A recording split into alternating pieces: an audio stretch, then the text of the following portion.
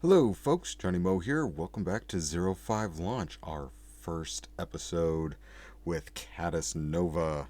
That's right. I ditched the character sheet and got the card all made up, written in pen, so it's easy to see some of the spots I have left blank because this is the stuff that will go down, like the AP, the HP, and the reactor dice. And I found this back in 2027, 2028. Sort of my resurgence into RPGs. I found this on Amazon, Galactic Gaming Journal. It's a 150 page. I also have one that is 300 pages. And this is going to be sort of my game journal for 05 launch. You can tell that I went a little bit extreme on the 05 and I kind of had to squish the launch part. And we start, not the adventure, the campaign, because I'm probably going to use this book for multiple games. But we have the base ship that Cadis is going to be a part of, the Dame Boar. It is a cell ship, sort of ship for hire, crew for hire, class. Really didn't think that much of it. It's a M1 transport. It's a medium size, so it could probably hold 5 mechs. And I listed out all of the current crew. We have Pan Dallas, Terran. He is the captain of the Dame Boar. Connie Weller is a drifter, and she is the pilot. Ada Canris, she is a psyker, and she is in charge of comms. Aldero Tanix is an Imperial, and he is the ship's engineer. Osata Ritz is a drifter, and he is in charge of the ship's defenses. It doesn't have like major cannons or anything like that. It probably has small sort of interceptor machine guns, more so good for blowing missiles out of the sky than doing any real damage to a mech. I don't plan on there being ship to ship battles in this, but kind of narratively, it would have something like this. His wife, Kissa Ritz, is in charge of the sensors, so kind of part of navigation. And then we have the other mech pilots that are going to be on the Dame Boar. Bishop Chase is a Imperial and pilots the Gorgon Sunset. Dinah Perrin is also an Imperial pilot, piloting the Oracle Zero. Hanadra Ix is a Noxite pilot, piloting the Salvation Coyote.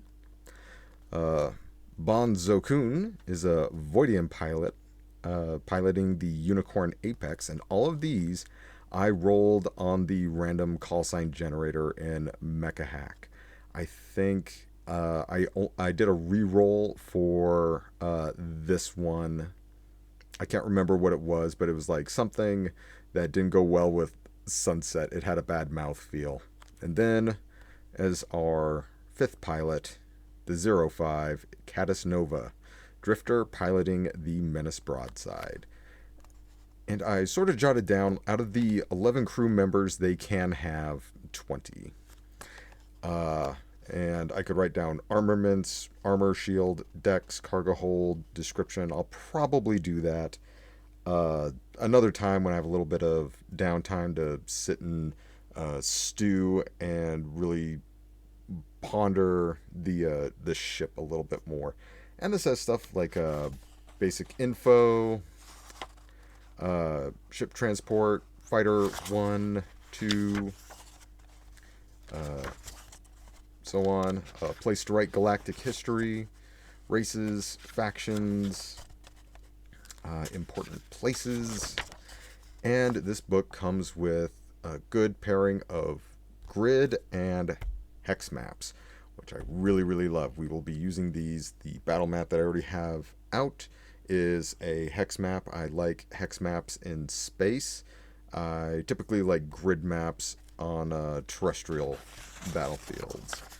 And you have stuff for character details. I'll probably come in and detail out Cadis, maybe some of the other pilots, and just as we go, just kind of as the fancy takes me or as I see it necessary.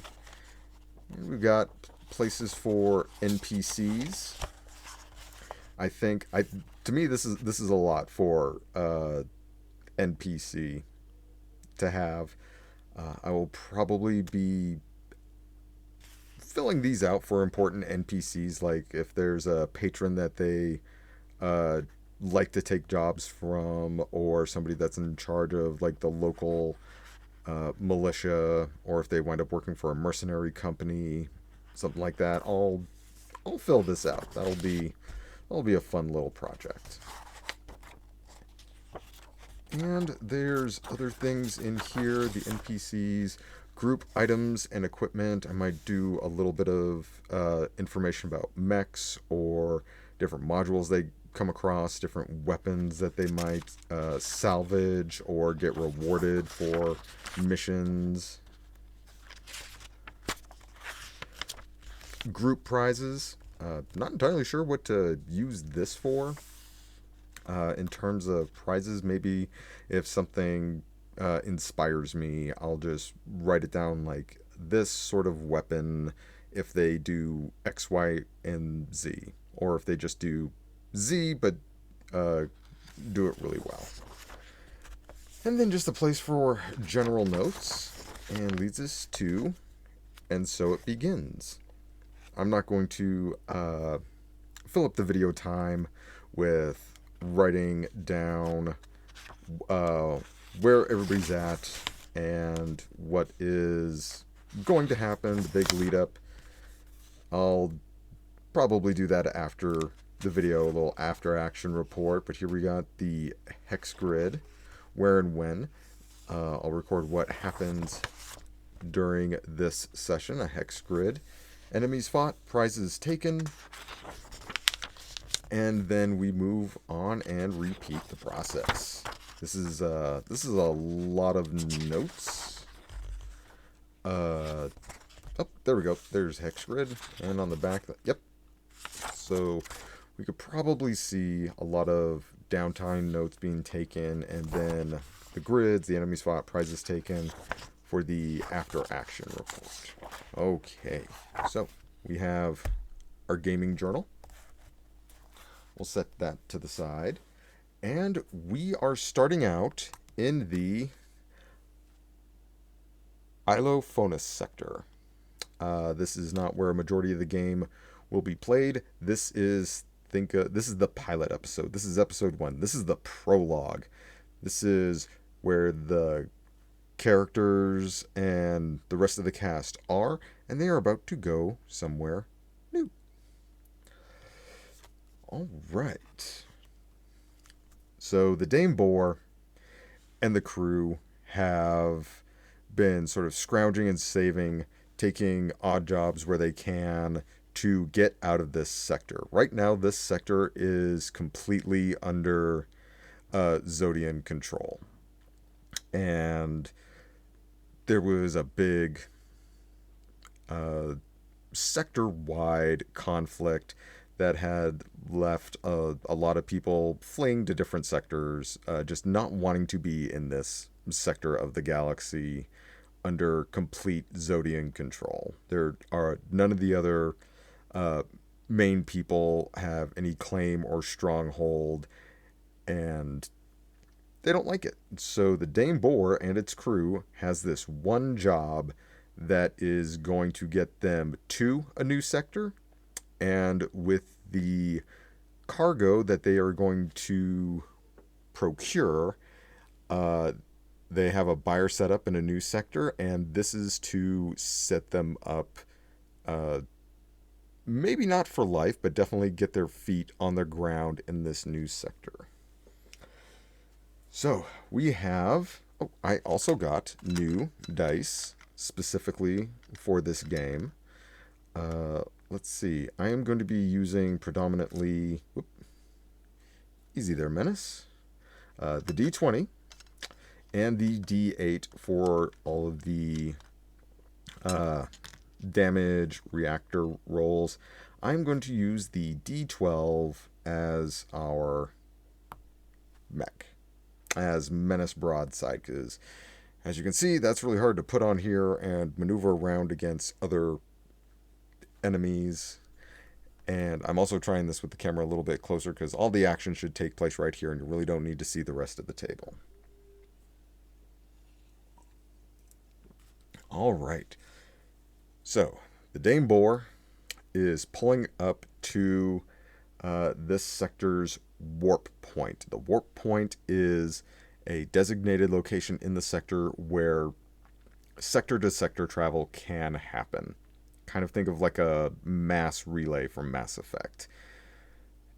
And there is a long queue of ships waiting to use it. Not just people trying to flee the sector, but just general sector trade between the sectors, things of that nature. And the Dame Boar is coming up on it. And the crew are all a little bit on edge. They've got to heist this cargo from another transport that is in the queue waiting to leave the sector. And then they also got to use the warp point to get to the sector that they're going to. It's a big mission. It's the most important job that they have ever been in. It's kind of like we either do this and get set, or we stay here and perish, or we bungle the job and we're just the same as we were if we were to stay here. So they're approaching the warp point, and it can't be that easy. 2 Zodian interceptors. Ha! I made the cards. You can see this is a HD1, so it's a very small unit. These are like Starship interceptors. Approach the Dame Boar and ask, like, hey, we don't have your ship's ID tagged to be in the queue. What are you doing? Why is there a mech next to your ship? And we are going to do our first roll. It's going to be a presence test with Menace Broadside, as Captain Dallas says, like, oh, we hired this guy for a job and we were paying him a little bit of money to escort us. Here are credentials for using the warp point. Should be uploading soon. We just wanted to make sure that we got here in one piece without running into pirates or anything like that. And we are going to roll the presence test now. It has to be 9 or less. If it's 10, it's still a fail. And here we go. 5. All right.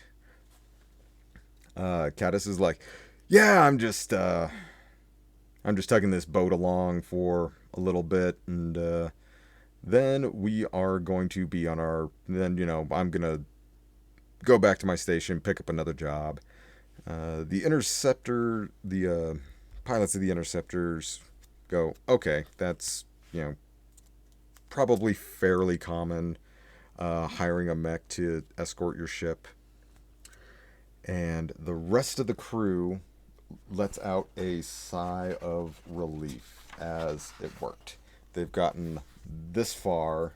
They've cleared this checkpoint. And Dallas is on the bridge of the Dame Boar, just kind of grinning like, yeah, I knew it would work. The 4 other pilots are probably around, just kind of relieved that that worked, because all of their mechs are sort of disassembled and stowed away for transport. The Menace Broadside kind of looks like a junky mech and was probably the one to pull off this ruse the best. And that is why Cadis is out in the Menace Broadside. Now, I think they see... Hang on a minute. I am going to get... Here we go. We're going to use my old reliable D20. This is the ship that they need to heist from. Dallas says over the intercoms, like, okay, getting the reclaimer shuttles, just small shuttles that can detach from the main hull of the Dame Boar and quickly go to a ship, break in, people can load up the stuff, and then skedaddle out. So they're just getting ready to attack and then bugger off. All right, and this transport has 2 jump pod mechs to guard the transport.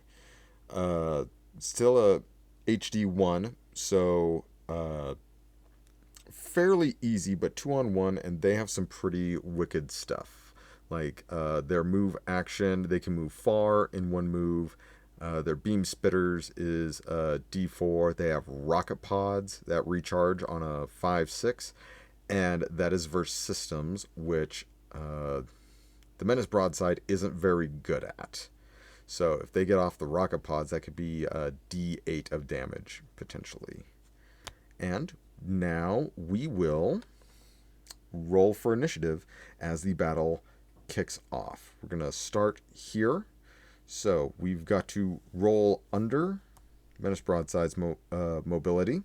Otherwise, they get to act first. That is...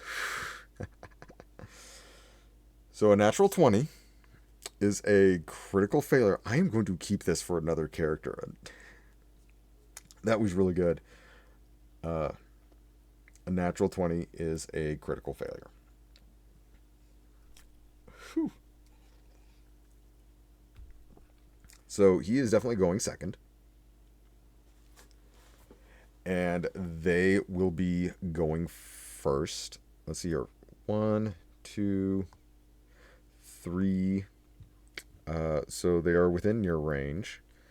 This one's 5, or 1, 2, 3, 4, 5, 6, 7, 8. So it is going to come up to here.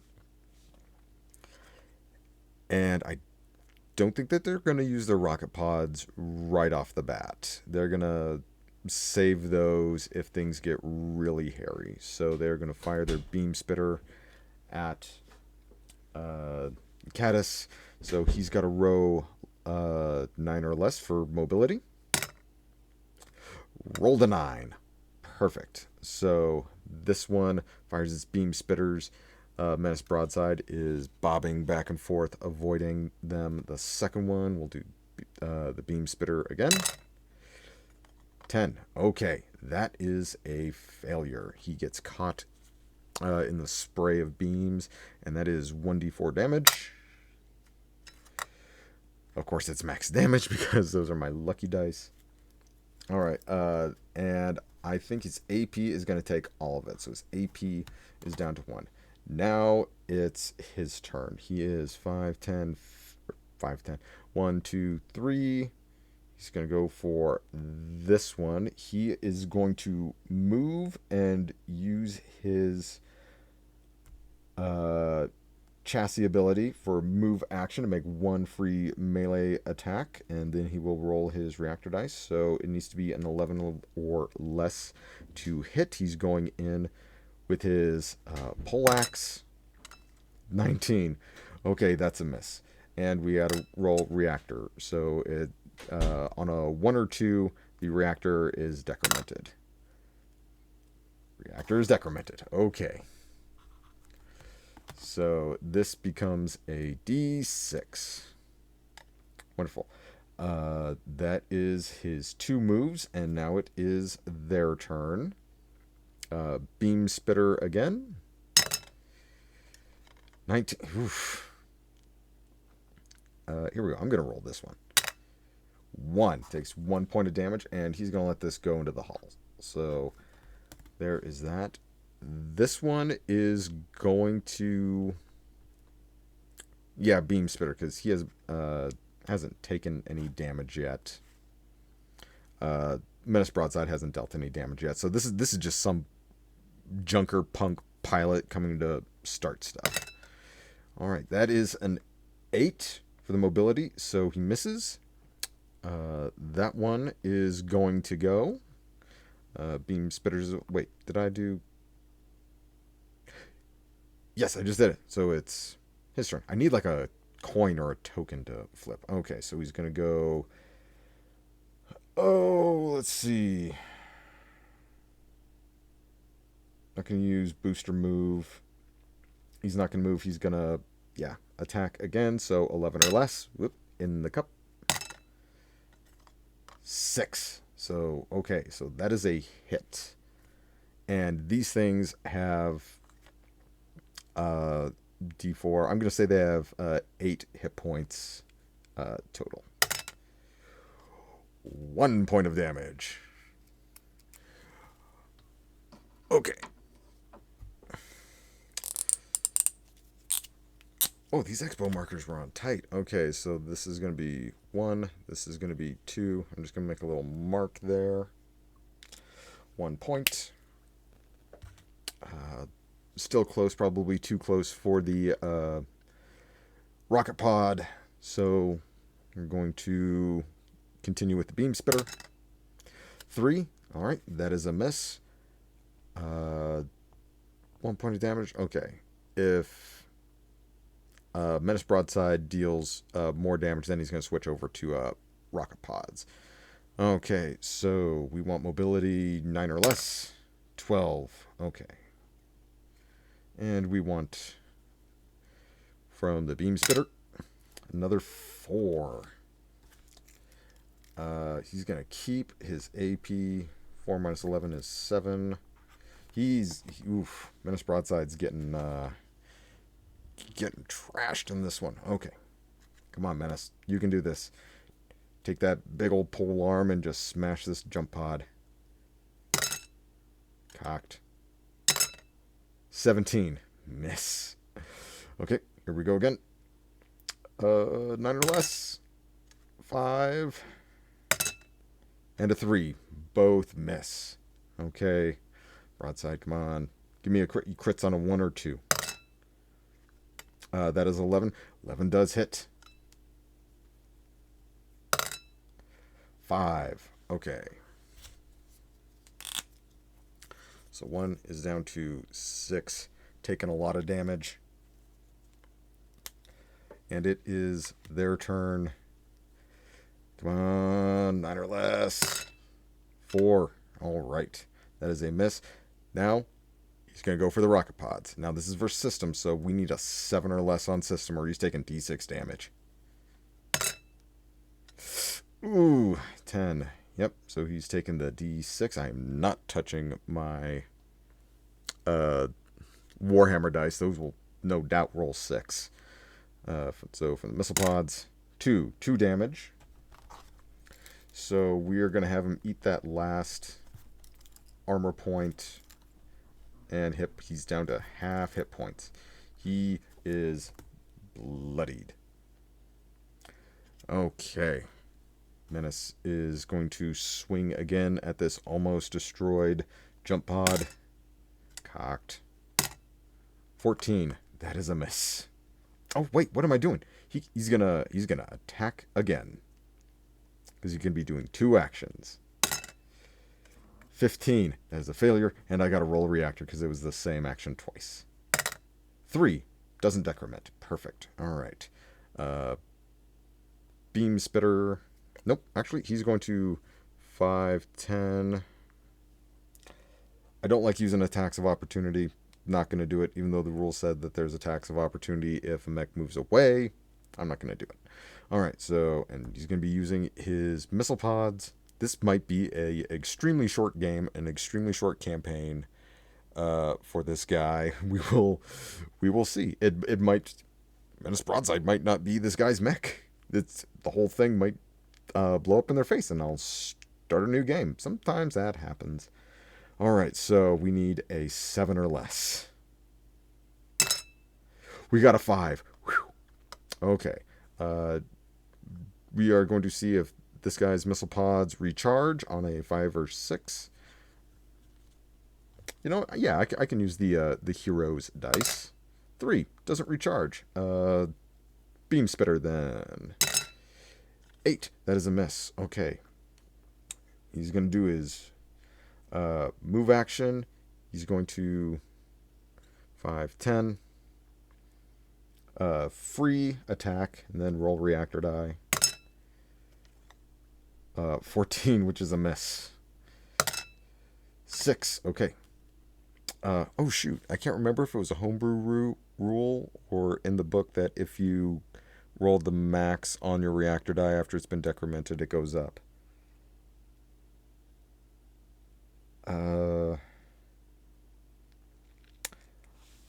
I will ponder upon that and either homebrew it or look it up. Okay. Second attack. Oh, or do we do the booster kit? I think we're going to attack, and then if it's... Nope, we're going to use the booster kit. Because he could very well go down. Okay, so his reactor dice is going to go back up to 8. And let's see, regains how many armor points? 2 armor points. So that's a little bit better. Okay, so those were his actions. The enemy's actions. Roll for reload. Nope. Nope. All right, so beam spitters it is. So 9 or less. 19, that's a hit. 4 damage. Okay, so we're going to eat those armor points. 2, down to 4. All right, and D20. Ooh, 14. Okay, come on. He's got 4 hit points left. He's got 4 hit points left. Be easy on him. 3. He's down to 1 hit point. Oof. All right. Hail Mary. Let's make it epic. 1 or 2, 1 or 2. 15. Fudge.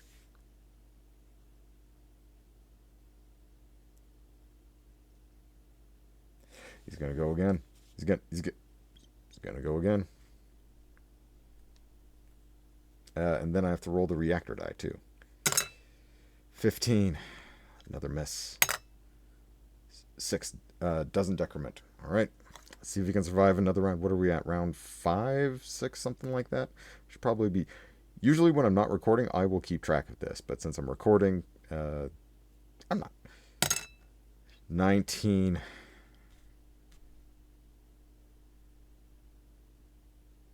Well, hell.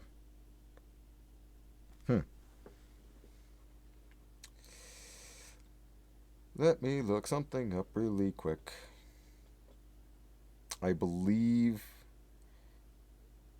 he just goes down to disabled. Yep, when you are reduced to 0 HP, your mech becomes disabled. The disabled unit or disabled mech cannot take actions until repaired, automatically fails tests. All right. Well, folks, as anticlimactic as all of this was, maybe next time we will roll up a character and they will have better luck.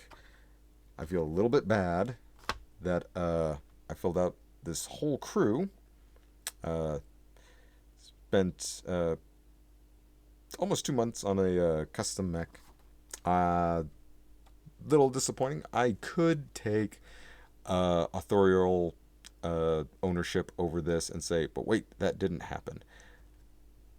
Sometimes I think, especially in the beginning, and the dice are helping tell this story, Cadis Nova was not meant to get any further than this.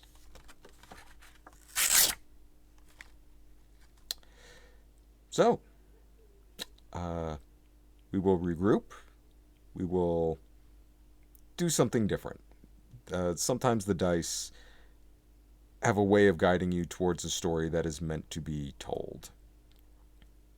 And we will figure that out on the next episode. All right, folks. A little bit of a downer of an ending, but sometimes that is how it is. And I will see you on the next episode of 05 Launch. Probably a new character. I'm going to keep the cast. I feel a little bad that I wrote all this down in pen. So now it lives here forever. But as you've seen, I've got other areas of this journal to make notes in. Next time, I will do it in pencil. It won't really show up on the camera, but it'll be easily erasable. And we will go for a new pilot, a new mech, maybe a new setting, maybe a new system, a new story idea. This was supposed to be a little bit of a mercenary sort of hop along. I was kind of feeling like a Outlaw Star sort of vibe, just hopping from job to job and slowly getting intertwined in some big event. But apparently that was not what the dice had in mind. So we'll figure that out next time. All right, folks. Be seeing you.